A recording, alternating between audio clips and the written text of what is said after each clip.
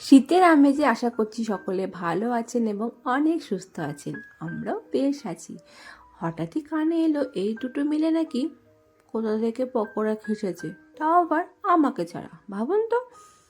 তাই ধরলাম ঘাটি নিয়ে যেতে হবে আমার সেই দোকানে। তাই তো বরমাসে গুড বয়ের মতো বসিয়ে নিল স্কুটির পিছনে আমাকে সেই দোকানে যাওয়ার উদ্দেশ্যে।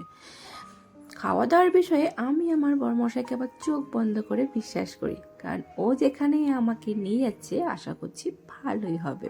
তো চলে এলাম রাজ ফাস্ট ফুড মোমো। ছোট্ট একটা দোকান, তবে বেশ সুন্দর সাজানো গোছানো। প্রথমেই অর্ডার করে নিলাম পকোড়া, কিন্তু কি পকোড়া সেটা কিন্তু আমি জানতাম না। তারপরে খাওয়ার পরেও বুঝিনি এত সুন্দর টেস্ট।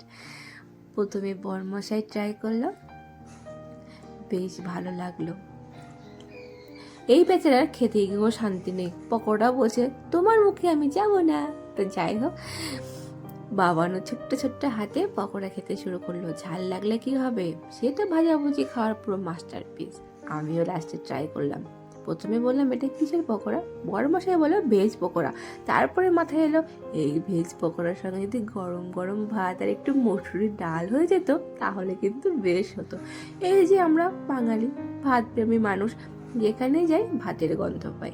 বাবা না আবার চিকেন ললিপপও নিয়ে নিল, ও আবার চিকেন লাভার। যেখানেই চোখ যায় সেখানে ও চিকেন খুঁজে পায়। শেফালি অনেক সময় নাম শুনেছি, এবার দেখলাম শেফালি খাবার, এই যে খাবারটা রেডি করছে এর নাম নাকি শেফালি। তো যাই হোক, সুন্দরভাবে পরিবেশন করেছিল পুচকেটা। সব থেকে ভালো লাগছে আমার ওই সবুজ চাটনিটা, বেশ সুন্দর ধনে পাতার একটা ফ্লেভার ছিল। আমি একটা আবার ধনে পাতা খুবই প্রিয় জিনিস। প্রথমবার ট্রাই মানে সবাইকে দিয়ে ট্রাই করব, সবার রিয়াকশান নেব, তারপরে আমি ভেবে দেখব আমি খাবো কি খাবো না। তবে মানুষের মুখগুলো দেখে মনে হচ্ছে ভালোই হবে। আমার বর তো খুব দিতে আছে, কারণ গরম সে একদমই খেতে পারে না, অভিজ্ঞ ব্যক্তির মতো খাচ্ছে। এই জন্যই মানে মাস্টার মশাই একদম নামের সঙ্গে মানিয়ে গেছে। তো লাস্টে আমি হাতটা বাড়িয়ে দিলাম শেফালির দিকে। শেফালি ভেবো না কোনো মেয়ে, এটা খাবার সত্যি অসাধারণ ছিল। চলুন একটু দেখে নিই কী কী আছে। Chicken pakora, veg pakora, chicken lollipop, chicken pakora, আর এই হচ্ছে শেফালি বললে পরে ভেজে দেয়। লাস্টে ট্রাই করলাম চিকেন পকোড়া। এটা খাওয়ার জন্য এসেছিলাম, কিন্তু সব কিছু একটু একটু করে ট্রাই করলাম একটা খাবার বাদে। ওই চিকেন পকোড়াটা দেখলেন, ওইটা খাইনি, পরোটা ছোট্ট ছোট্ট, বেশ সুন্দর।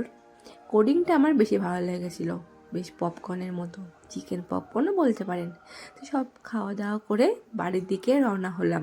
এটা হচ্ছে আমগাছি রেলগেট।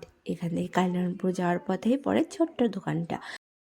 ছোট্ট দোকান হলে কি হবে, খাবার দাবারগুলো কিন্তু অসাধারণ ছিল। বাজারে এসে দেখি এই ডগিটা পাপাই দিকে হা করে চেয়ে আছে, জানি না কি বুঝলো। তারপরে আবার আলাদা করে বসলো, আমরা খেলে হবে, গাড়িটাকেও তো খাওয়াতে হবে। তাই গাড়িটাকে খাইয়ে নিয়ে চলে গেলাম হাটে বিন্যাগরের কাকার দোকানে চা খেতে, কারণ চাটা ছাড়া অসম্পূর্ণ মনে হচ্ছিল। অনেক দিন পরে পুরোনো সিনেমাটা চোখে পড়লো। ওরে ডায়লগ ডায়লগ শুনে তো আমার বর হেসেই মরল। তারপর সন্ধ্যাটা চা আর বিস্কুট দিয়ে শেষ করলাম। আজ তাহলে আসি, অন্য একদিন অন্য ভিডিওতে দেখা হচ্ছে আপনাদের সঙ্গে। সকলে ভালো থাকবেন এবং অনেক সুস্থ থাকবেন। ততক্ষণ আমি চা খেতে থাকি।